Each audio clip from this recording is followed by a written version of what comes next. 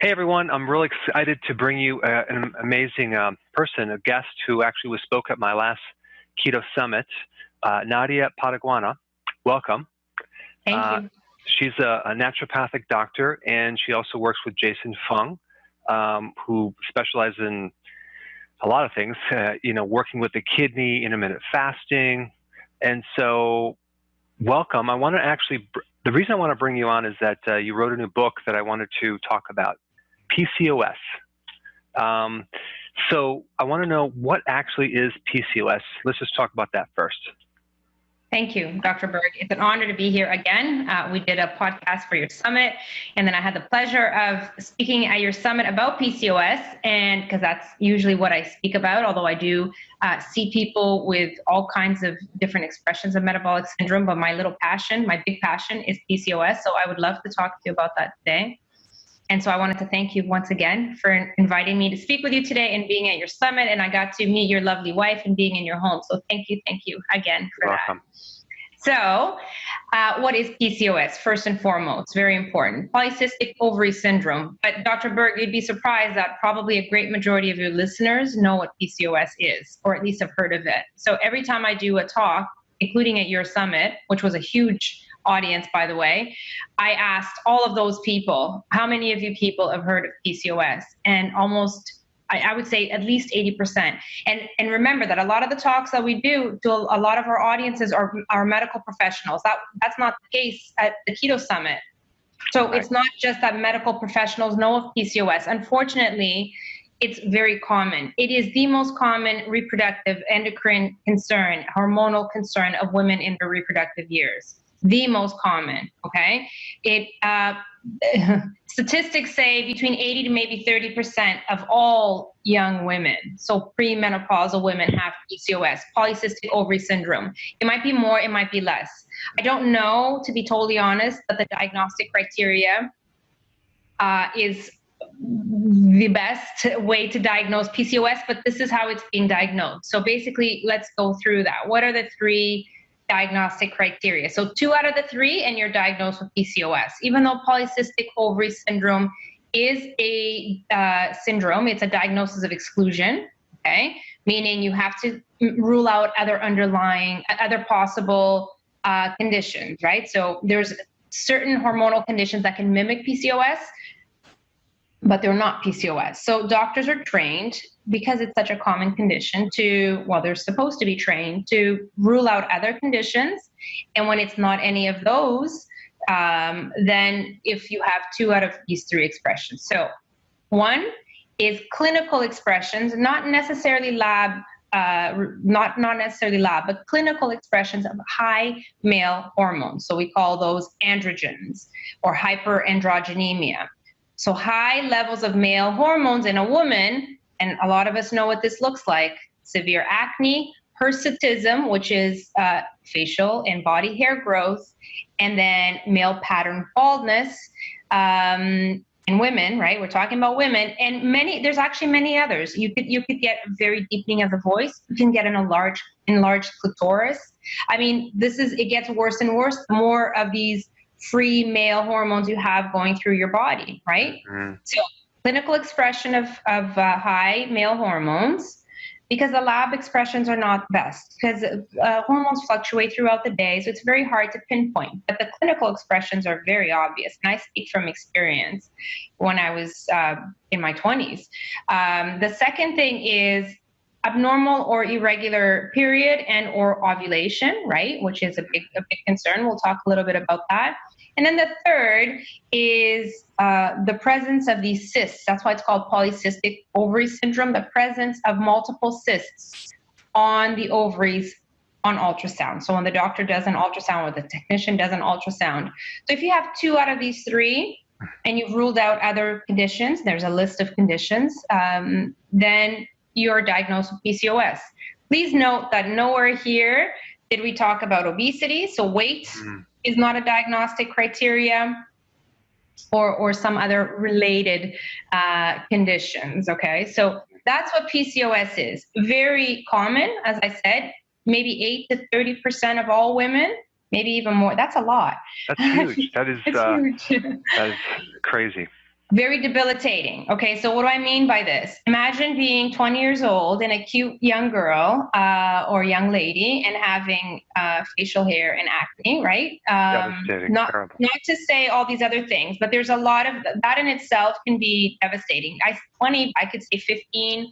There's obviously younger women with PCOS. You can get diagnosed with PCOS after puberty, although it's very difficult to diagnose PCOS in puberty or around puberty and adolescence, because a lot of these expressions or symptoms mimic natural puberty, right? So it's difficult to diagnose, therefore they're not getting treated early enough, probably, right? So it's common, it's debilitating, but it's very serious. And why is it very serious? Because it's associated with many serious concerns. And this is what I hope to talk a little bit with you today. So as Dr. Fung would say and does say in that book that you have there, if PCOS was just about a little acne and a few missed periods, then that wouldn't be so bad. I think it's pretty bad, even if that were it, but it's not. So maybe we can talk a little bit about that. Yeah, so there are many consequences of having this condition. It's my guess, you tell me if I'm correct or not, but pregnancy, if you're pregnant, you're trying to get pregnant and you're not getting pregnant, because that's one of the symptoms is you're no longer fertile. And then you're taking, so you have this condition and then now you're going to try to get pregnant artificially or whatever. I mean, what are the consequences? Well, maybe you should probably talk about what's really going on inside the body that's causing this first, just to give people a foundation. Yes. Yeah. So this is a great thing. So that's what our book is about, the PCOS plan. It's not a doom and gloom. We're not here to tell you, okay, this is the worst thing ever and 30% of women have it. We're here to say that this is a possibly preventable and reversible condition. That's why we're here. Right? That's why we're so passionate about this, and why Dr. Fung, who's a kidney doctor, like you said, why is he writing about PCOS? The reason why he's writing about PCOS is because he's written the obesity code, he's written the diabetes code, he's written the complete guide to fasting, and now we know about PCOS, and we know it's an insulin-resistant condition. We know, just like diabetes, just like obesity, it's not that diabetes causes PCOS, it's not that obesity causes PCOS. I was very thin. I weighed, I think, 97 pounds when I was diagnosed with PCOS. Wow. I was always very thin. I'm still very thin. And so when I talk about this, I find that this is very important. It is true that a lot of women with PCOS have obesity, a lot of women with PCOS as well. So it's like an added thing. And they have central obesity. In most cases, I did right away start to get the central obesity, even at a very thin. So meaning I had a higher percentage of body fat, even though I was thin, and I had fat around my organs, okay? Wow. Likely why I expressed so many of these things so quickly and so young. I developed diabetes right away. I developed hypertension right away. So it's associated to all of these conditions because it has the same underlying problem, which is high insulin, hyperinsulinemia, which leads to insulin resistance. And again, as Dr. Fung would say, I'm always going to quote him, as he would say, if the problem is high insulin, then the solution is to lower insulin. And we know how to do that. And I remember saying this at your summit where I said when I talked about PCOS, I said, how many of you know about PCOS? And everyone was like this. And I said, well, what if I told you, you all already know how to solve it? And they do, because all of your audience knows and follows your diet, your keto diet, the low carb diet with intermittent fasting, because I know you talk quite a bit about it. So everybody listening to us already today knows how to help people with PCOS. Because a lot of people put up their hand and they don't have PCOS, but they have a daughter or a sister or a friend that has PCOS. I get messages all the time. I'm now getting messages, Dr. Berg, from friends whose daughters or stepdaughters have PCOS already. I'm 42. Wow. Incredible. Mm-hmm. So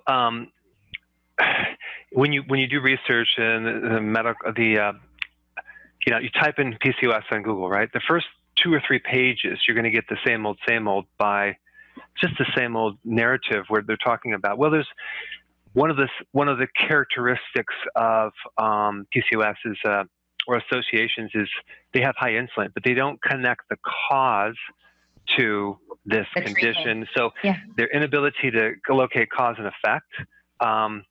So it's really, I mean, insulin and insulin resistance.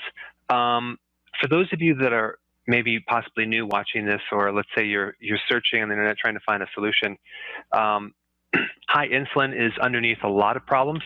When you get it checked, they don't really check for high insulin going to the doctor. They'll check for high glucose, and that's the high insulin is not going to show up through the. I mean, in other words, you'll have high insulin. Actually takes many, many years to raise the blood sugar. So it's kind of brewing in the oven, builds up, and then one day, oh, I'm a pre-diabetic. So high insulin is one of the first things that actually occurs. And the way to understand this is just look at the opposite. Okay, what does the diabetic, what happens with diabetes? What happens when you have, like with the diabetic, you want to actually lower insulin, and then you'll correct it. So, you know, it just like when you really understand what happens with insulin and how it affects men and women, then it's very, very obvious. But I think the relationship between, maybe you can explain this, why do women have an increase of androgen when they have high insulin? What's that connection? I can explain that. Thank you very much. And I know that you like to keep things simple, and so do I, so I appreciate that. But I did write a review. And I'm so happy that you said when you look at the scientific literature, because I did write a review called for the Journal of Insulin Resistance. So it's a review, so it's very easy to read, which I like. It was easy to write as well. But it's called The Contribution of Hyperinsulinemia to the Hyperandrogenism of Women with PCOS. So basically, how much does high insulin contribute to the expression of high male hormones in women? That's what the title means, and that's what so basically, what did we find? We found that in fact, scientific literature does connect the high insulin to the high male hormones. So it's there, they know it, but yet the treatment, which is what you were just saying a little while ago, the treatment doesn't focus on the root cause at all. So when a young woman or an older woman, women of all ages, really, they show up to their doctor's office and they get diagnosed with PCOS, they're told it's common, and they're often just told to go away. There's not much you can do about it. Or they're given 1 million medications for 1 million different expressions. So it's a symptomatic treatment, as we know, right, very well. They're treated for if they have acne like I did, they're either given the pill if they're young enough, or they're given an acne treatment, another pill to treat acne. If they have diabetes, which I did, they're given diabetes medications. If they have hypertension, they're given hypertension medication. If they're trying to get pregnant, like we said, they're put on fertility drugs. And then if they have a little bit of depression and anxiety around this condition, they're put on that as well. And I could go on and on and on. Yeah. And then if they are one of the many women to develop a cancer associated with this, like I did, I had thyroid cancer, then you got to go through that treatment and a new drug that they have to take forever and ever, right? So the treatment, even though we have connected the dot, and I can explain to you what's going on. Basically, there are these cells in the ovaries called Theca cells that produce testosterone. So more in our ovaries, they're way in there in our bodies. This is basically diabetes of the ovaries, as they call it. Our ovaries have all these insulin receptors, and it makes sense that they do. If you look at, and I'm not going to bore you, but if you look at all animals have insulin receptors in the ovaries. It's a way for the body to know inside if there's enough nutrition out there for us to make babies, I guess. It's a good sort of conversation with the outside world, right? The ovaries doesn't have eyes, and it's a way for the body to know if there's enough nutrients to make babies. So there are a lot of insulin receptors in the ovaries. When you have too much insulin, it overproduces testosterone, and you don't want that. And then insulin also has a major effect on our liver, and we all know this. But one of the things that it does in the liver is it reduces the production of another molecule called sex hormone binding globulin, which is a molecule that binds to sex hormones. So then again, to testosterone. So it's a twofold thing. Not only are you overproducing testosterone in the ovaries, but you're underproducing the molecule that's going to bind to the testosterone and make it inactive. So now you have more testosterone roaming around, but you have more active and free testosterone to go around and do what you don't want it to do all over your body. So you don't want it to go to your skin and your hair and express itself as it does in women, right? The male hormone expressing itself in women. And all of this is because of the insulin. This is in the literature. So if you want to have a look at that, if you like reading this kind of stuff, it's a review for the Journal of Insulin Resistance. Wow. It's there, but the treatment doesn't focus on lowering insulin. It is devastating for a woman to actually have to lose their hair, the facial hair, the acne. It's this terrible thing when it's so easy. So when you understand the cause and effect relationship. Now, as far as things that someone can do to lower insulin, we know lowering the low carb diet will do it. What are some other things that people can do? Basically, and this is important, right? This is why we're spending so much time talking about insulin, because most people are like, oh, I don't want to hear about that. I just want to hear the solution. It's important that you understand the root cause. It's important that you understand that we're trying to lower insulin, and that insulin is what's causing all of these things, and including the obesity that might be associated with it, the central obesity like we talked about, it, the diabetes and the infertility, and possibly the cancers and everything else that seems to come, dementia, Alzheimer's. I mean, I could go on, and I know you talk about all these things. So how do you lower insulin? You lower insulin in one of two ways. You eat less often, because every time you eat, no matter what you eat, you're going to produce insulin. It's important that we drive this point home. PCOS women do not eat more. So the eat less, move more, old calorie in, calorie out theory is not going to work. And this is what's so frustrating, because most women are still being told at their doctor's office, you're overweight, you have PCOS, you want to get pregnant, or you want to whatever, eat less, move more. They're not lazy, and they're not eating too much. They're eating too often, and they're eating too many carbs. PCOS women have a lot of cravings. They like carby foods because their insulin is high. And the higher your insulin, this is physiological. There's nothing wrong with up here. I speak from experience. My entire life until I was in my 30s, I never ate a vegetable and I never ate a piece of meat. I didn't like it. I didn't want it. All I wanted was, I have to charge my, before we shut off, there we go. All I wanted ever was carbs. It was fruit, bread, pastas, rice, and any junk I could get my hands on. Lots of sodas, lots of milk, it was just carb and carb and carb and carb and carb. And I ate all the time. Why? And I see this in PCOS women all the time, because I had rebound hypoglycemia. And because I was thin, there was always the impression that, well, she doesn't eat enough, or she needs more sugar. And I thought that too. And because I kept staying thin, I didn't realize that all of that was going into my organs. I just couldn't see it on the outside. So PCOS women eat more often, and they graze a lot.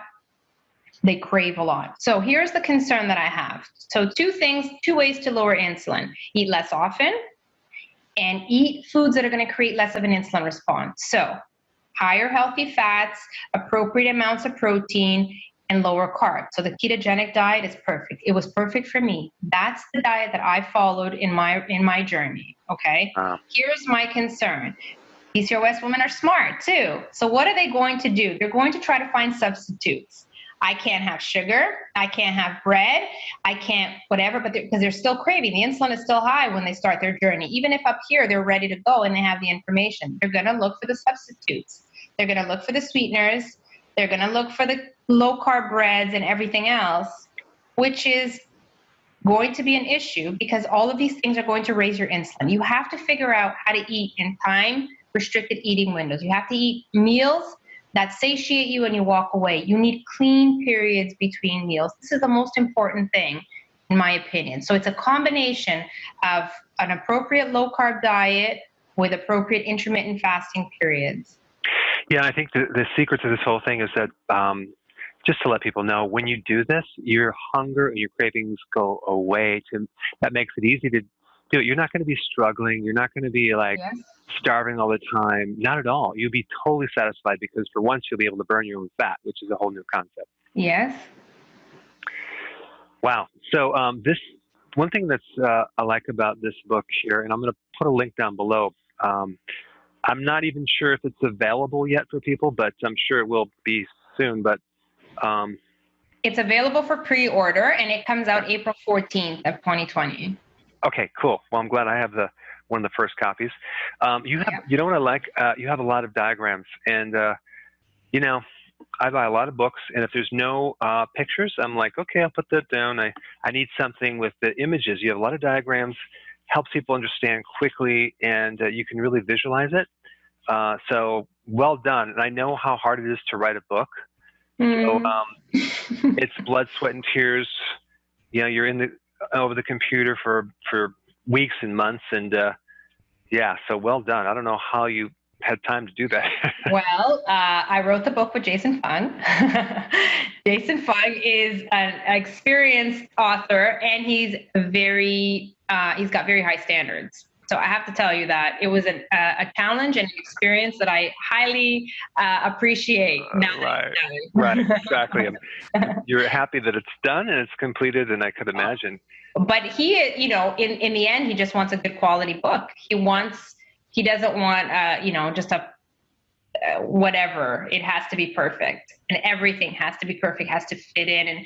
And so I'm very lucky to have my first book, maybe my only book ever. Who knows? I have no plan on writing another one anytime soon. Okay. But my first book with Jason Fung. So I appreciate it. And I want to tell you that you actually have, I think you might be one, if not the first. I don't have a copy. I don't have a physical copy. I have not seen one. Yours is the very first one that I have seen. Excited. I'm excited. This is it, because it says an advanced copy.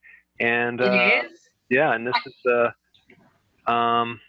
yeah, I think I have the only one, actually. I'm in Portugal, right? I'm in Europe, and I was asked who I wanted to send a copy to, and as you know, I reached out to you right away. So yours is the very first one that I have seen, believe it or not. Wow, this is great. I'm going to save this. As time goes on, it's going to be worth a lot more, but I'm going to keep it. Thank you. Well, I want to thank you for coming on and sharing. This is going to help a lot of women that are struggling through this. Just realize this is not difficult to solve if you have the true information. It's right in here. There's a lot of books out there that talk about PCOS and they explain all the characteristics, but they don't tell you what to do. They have no solution. So this is like, you know what? There is something that can work for you.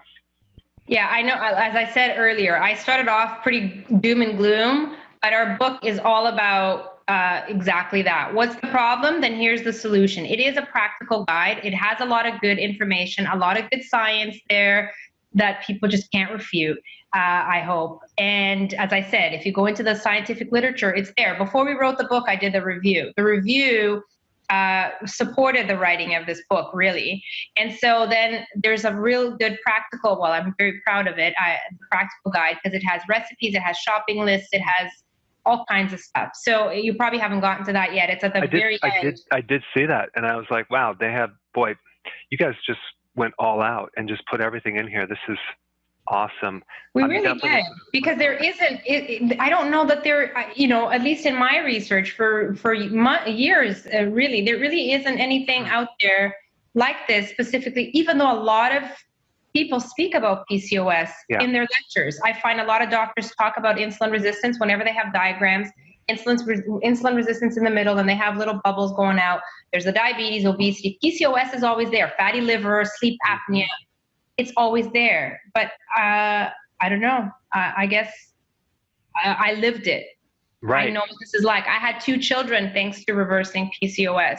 Wow. We didn't even get to talk about what happens if you get pregnant with PCOS and you don't reverse it. We need to talk about that. Okay. Okay, we can do that. Yeah, it's very important. And we'll have to do another one of these just on pregnancy, because, oh my gosh, that's the most important time to make sure your health and your diet is correct, because that predicts the future of that child's health. It really does. You better know what you're doing, or you're going to be struggling with all sorts of issues, and so will the child. So my daughter-in-law lives with us, and so we made sure her diet was really, really clean. So this child, Lucy, came out like a super baby. I mean, just incredibly healthy. Yeah, she does get sick occasionally, but she's building up her immune system. She pops out of it like that. But talk about a healthy child. So I'm going to be doing more videos on that. But I want to thank you for your time. And I think a lot of people are going to be helped. I'll put the link down below. And it's the PCOS plan. Awesome. That's it. Thank you so much. You're welcome.